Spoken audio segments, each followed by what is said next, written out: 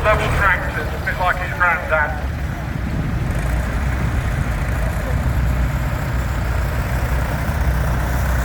I will try and find out a little bit more about that Ford 9600. A big tractor. I saw it come in on a low loader yesterday. And I'm absolutely convinced that's either an American or a Canadian tractor. What will be known as a prairie buster. The David Brown.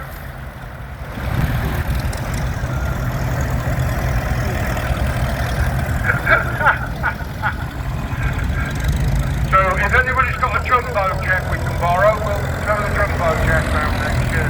Our president on a grey Fergie, the president on the Cropmaster. Very awkward tractor to drive. If you literally drive round, you'll notice that the pedals are down one side of the transmission tunnel. So quite a handful to drive. So we've got the lighting set on the little grey Fergie, 320 UXD. And that will be part of the Ferguson system. So not only could you buy the lighting set, you could buy trailers, you could buy transport boxes, ploughs, all sorts of different implements.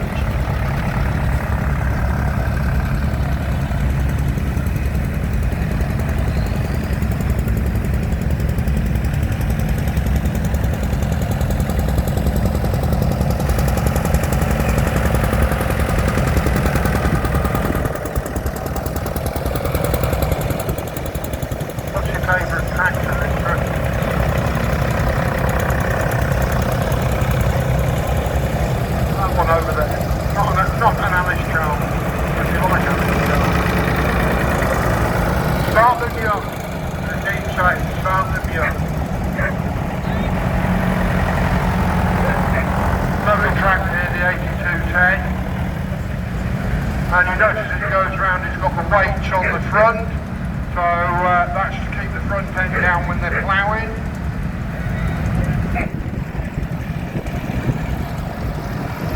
Again, built down in Dagenham in Essex.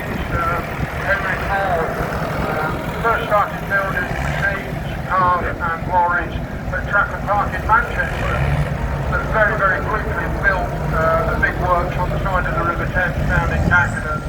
And that's where most of these tractors and most of the lorries and such like were produced in the UK. We're in Dearborn in America, and Henry Ford's ambition was to revolutionise farming. He'd been brought up on a farm and hated farm work. He called it slavery. And his main ambition before he started to produce cars and lorries was to produce a tractor.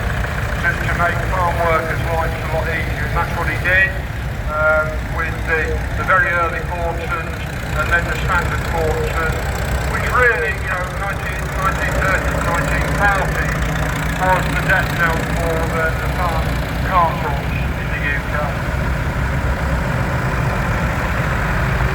Lovely days down there with an elevator on it, so the elevator was built in Gartman, so a very local contracting.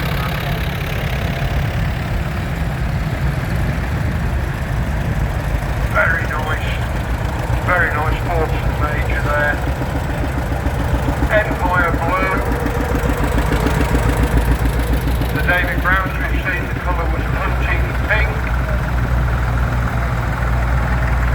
The standard Fordson's leaving the arena now.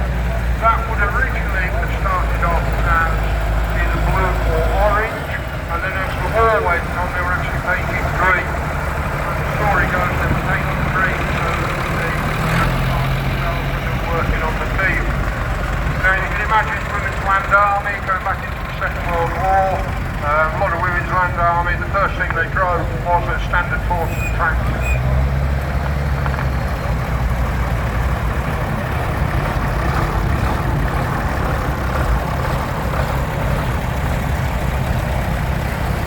Very nice Duffield Universal. We've got a 6-cylinder engine in that Fordson Major. I have seen them with V8 13s in. So it just amazes that the back end will still stand all of that torque.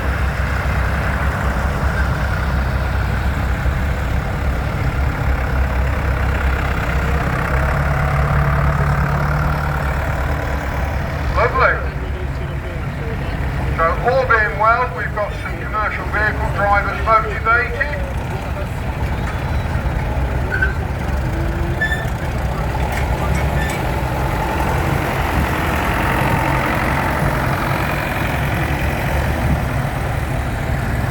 Commercial vehicle drivers,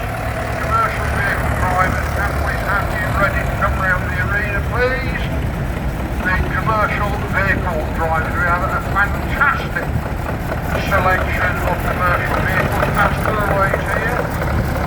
We've got very good ground conditions, we're just running a little bit ahead of time. We can never really tell how many tractors are going to come into the arena. So we're waiting for our commercial vehicles, then classic cars, and our final event will be miniature steam engines and our full-size steam.